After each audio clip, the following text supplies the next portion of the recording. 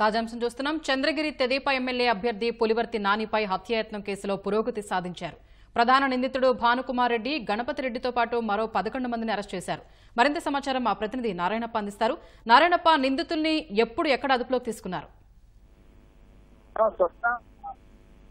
స్వప్న, ఈ చంద్రగిరి నియోజకవర్గ తెదేపా అభ్యర్థి పులివర్తి నానిపై మహిళా విశ్వవిద్యాలయ ఆవరణలో హత్యాయత్నానికి సంబంధించిన కేసులో దర్యాప్తును పోలీసులు ముమ్మరం చేశారు.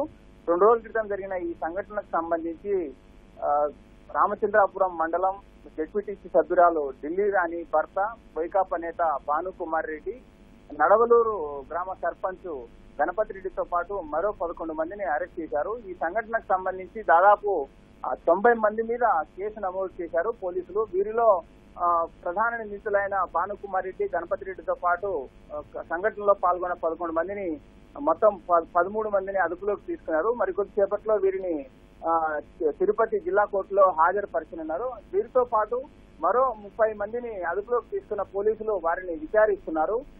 ఈ సంఘటనకు సంబంధించి ఎవరి ప్రోద్బలంతో ఈ సంఘటనకు పాల్పడ్డారు, హత్యాయత్నానికి పాల్పడ్డారు, ఎక్కడి నుంచి వచ్చి ఇక్కడ కాపుగాచారు, ఎప్పటి నుంచి, సంఘటనకు సంబంధించిన పూర్వాపరాలన్నింటినీ సేకరించిన తర్వాత వారి దగ్గర నుంచి విచారణలో రాబట్టిన తర్వాత వారిని రిమాండ్ కు పంపించేందుకు పోలీసులు ఏర్పాటు చేస్తున్నారు.